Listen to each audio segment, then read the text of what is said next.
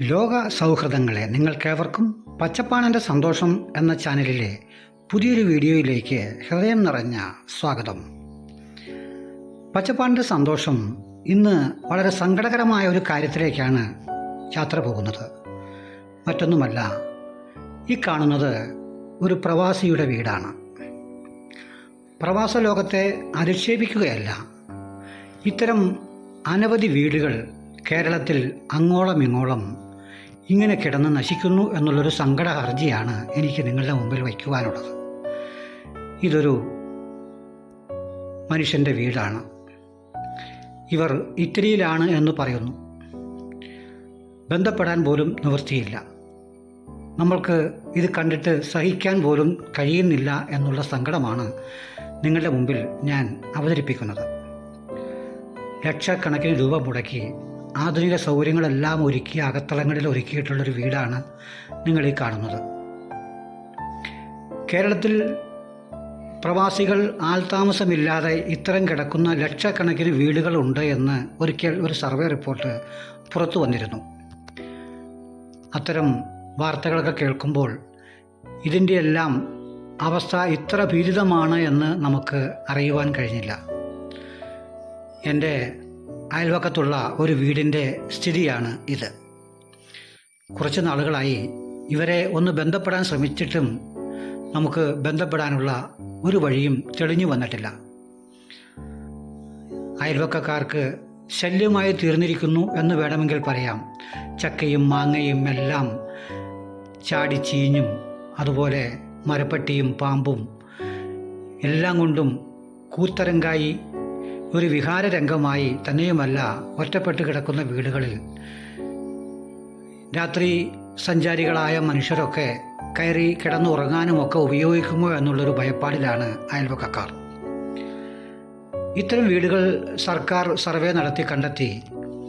ഇത്തരം വീടുകൾ കേരളത്തിൽ ഒരുപാട് പേർ വീടില്ലാതെ അലയുന്നു എന്നുള്ളത് ഒരു വസ്തുതയാണ്.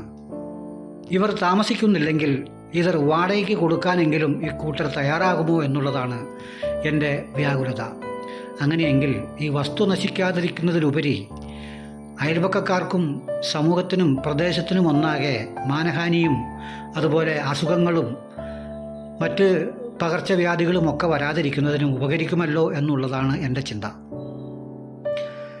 ഇത്തരക്കാരെ ബന്ധപ്പെട്ടിട്ട് ഇത് വാടകയ്ക്ക് കൊടുക്കുന്നില്ലെങ്കിൽ സർക്കാർ നിർബന്ധിതമായി ഇത്തരം വർഷങ്ങളോളം അടഞ്ഞു കിടക്കുന്ന വീടുകൾ ഏറ്റെടുത്ത് സർക്കാർ വാടകയ്ക്ക് ആളുകളെ ചുമതലപ്പെടുത്തി കൊടുക്കണം എന്നുള്ളതാണ് എൻ്റെ അപേക്ഷ.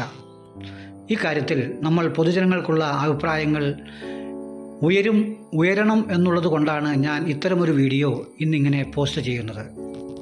ഇതിൻ്റെ ചുറ്റുവട്ടത്തുള്ള പല വീടുകളും പലതരത്തിൽ ബന്ധപ്പെട്ടിട്ട് ഇപ്പോൾ മുനിസിപ്പാലിറ്റിക്ക് പരാതി കൊടുക്കാനുള്ള ഒരു തത്രപ്പാടിലാണ്.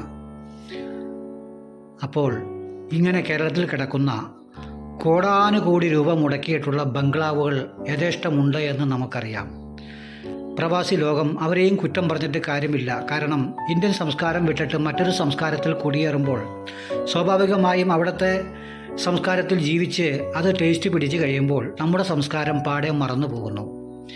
അത് പ്രവാസികളായവരെ സംബന്ധിച്ച് പറഞ്ഞിട്ട് കാര്യമില്ല. എന്നാൽ അവർ കഷ്ടപ്പെട്ട് അധ്വാനിച്ച് വർഷങ്ങളോളം പണിയെടുത്ത് കെട്ടിപ്പൊക്കിയ ഈ മണിസൗധങ്ങൾ ഇങ്ങനെ കിടന്ന് നശിക്കുന്നതിൽ അവർക്ക് ഒരല്പമെങ്കിലും മാനസികമായ ബുദ്ധിമുട്ടുണ്ടാകണ്ടേ എന്നുള്ളതാണ് എനിക്ക് അവരോടും ചോദിക്കുവാനുള്ളത്. ഈ വീടിൻ്റെ ഗൃഹനാഥൻ അല്ലെങ്കിൽ ഉടമസ്ഥർ ഈ വീഡിയോ കാണും എന്നുള്ള പ്രതീക്ഷയിലാണ് ഞാനിത് പോസ്റ്റ് ചെയ്യുന്നത്. സ്നേഹം നിറഞ്ഞവരെ, പ്രവാസികൾ ഒരുപാട് കഷ്ടപ്പെട്ടിട്ടാണ് വീടുകൾ ഉണ്ടാക്കുന്നത് എന്ന് നമുക്കറിയാം. പക്ഷേ അവരുടെ മക്കളെങ്കിലും ഇത്തരത്തിൽ ഒരു കാര്യം അവരുടെ ശ്രദ്ധയിൽപ്പെടുത്തും എന്നാണ് എൻ്റെ വിശ്വാസം. സ്വത്ത് ആരുടേതാണെങ്കിലും അതിന് മൂല്യമുണ്ട്.